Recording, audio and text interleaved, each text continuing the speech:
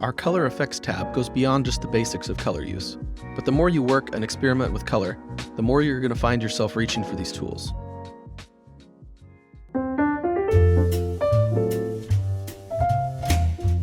The last tab in our color picker area is called the Color Effects tab, and it's divided into two sections, color blending and color adjustments.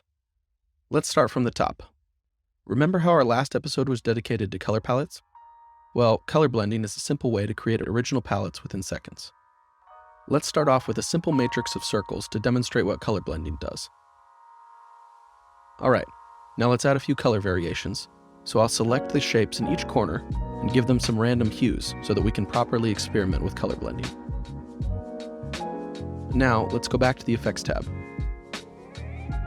If you want to blend horizontally, select any objects distributed in a horizontal line and click here. And boom!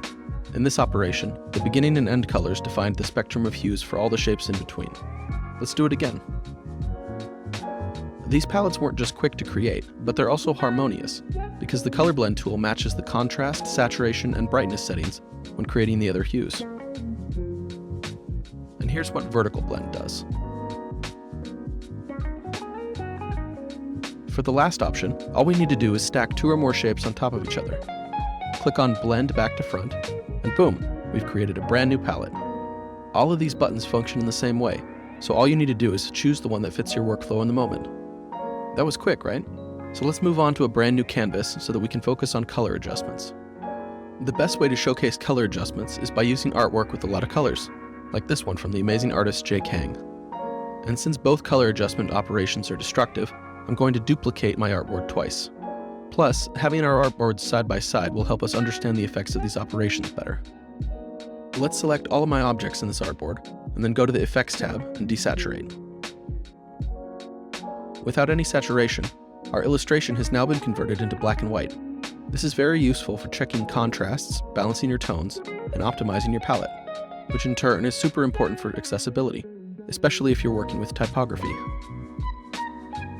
Converting to black and white is an easy way to check the color values. As a general rule, if the palette works in grayscale, it's going to work in color. The second adjustment that we can make is to invert our colors. So let's do what we did before. Select all of our objects, go to Effects, and Invert. All of our hues are now inverted, which means that light areas appear dark, and the dark areas appear light. Where there was yellow, now it's blue. Red now appears as cyan, green is magenta, and vice versa. This is a super cool way to create a brand new color palette, or to design different variations of the same illustration. Did somebody say pop art? We hope you're going to start using color adjustments to step up your color game now. Make sure you check out our next videos, and don't forget to like, comment, and subscribe. Bye!